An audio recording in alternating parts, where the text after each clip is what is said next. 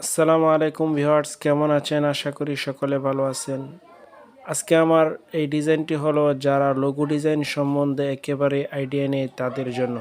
তো চলুন বন্ধুরা, প্রথমে আপনারা গুগল প্লে স্টোরে চলে যাবেন এবং সার্চ বারে লিখবেন লোগো মেকার।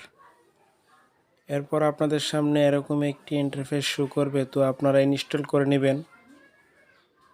তো আমার এখানে ইনস্টল করা আছে, আমি ওপেন করে নিলাম। ওপেন করা হয়ে গেলে এখানে আপনারা দেখতে পাচ্ছেন ক্রিয়েট নামের একটি অপশন।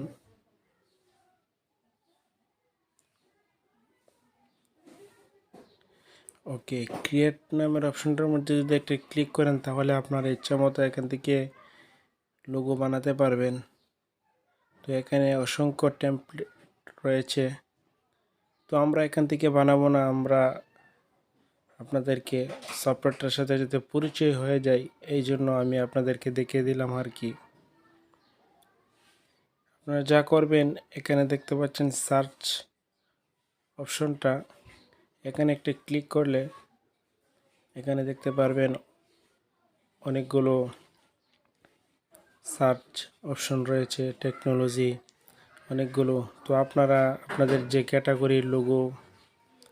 ক্যাটাগরির লোগো আপনারা বানাতে চাচ্ছেন এখান থেকে সেটা সিলেক্ট করে নেবেন। তো আমি এখান থেকে টেকনোলজি সিলেক্ট করে নিলাম। তো এখান থেকে আপনাদেরকে দেখানোর জন্য আমি একটা লোগোতে ক্লিক করে ডাউনলোড করে নিলাম। এরপর আপনারা যা করবেন, এখানে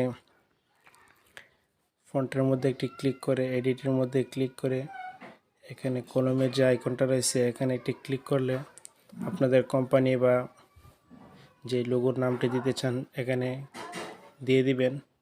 তো আমি এখানে লোগোর নামটি দিয়ে দিচ্ছি, কোম্পানির নামটি দিয়ে দিচ্ছি।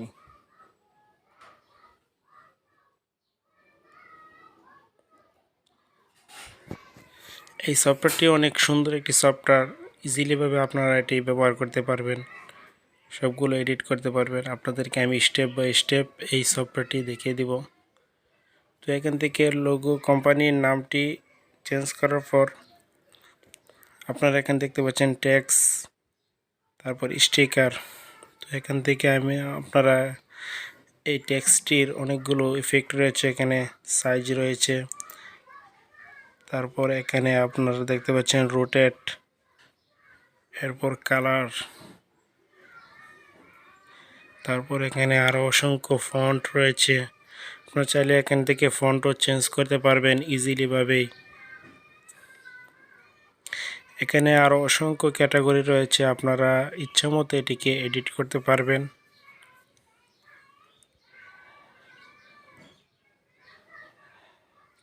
বন্ধুরা, ভিডিওটি যদি স্কিপ করেন তাহলে আপনারা এই কিভাবে লোগো তৈরি করবেন অনেক কিছু আপনারা বুঝতে পারবেন না।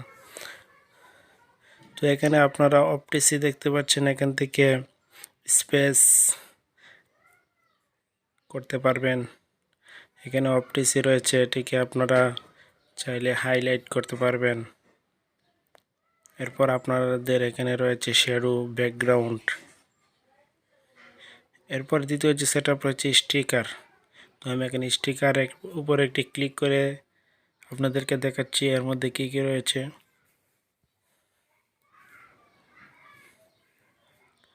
ওকে, আপনারা এখানে দেখতে পাচ্ছেন অনেকগুলো এখানে স্টিকার রয়েছে, আপনারা চাইলে এখান থেকে এগুলো নিয়েও এখানে আপনার লোগোর মধ্যে আপনি ব্যবহার করতে পারেন।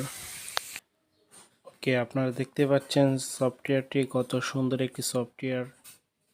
তো এরপরে আপনারা এখানে দেখতে পাচ্ছেন ব্যাকগ্রাউন্ড, এখান থেকে ব্যাকগ্রাউন্ডটা আপনারা ব্যবহার করতে পারেন। আমরা যে মোকআপ ব্যবহার করি 3D মোকআপ, এখান থেকে আপনারা মোকআপ এখান থেকে ইজিলিভাবে নিতে পারেন এবং ব্যবহার করতে পারেন। এখানে দেখতে পাচ্ছেন লিরিক্স, বর্তমান যে টিকটক লাইকের মধ্যে ভাইরাল যে ভিডিওগুলোর মধ্যে ব্যবহার করা হয় এগুলো এখানে পেয়ে যাবেন। তো এখানে আমি আপনাদেরকে যতটুকু পারি বুঝিয়েছি, এরপর আপনারা নিজের মতো করে আরও সুন্দর করে ব্যবহার করতে পারবেন।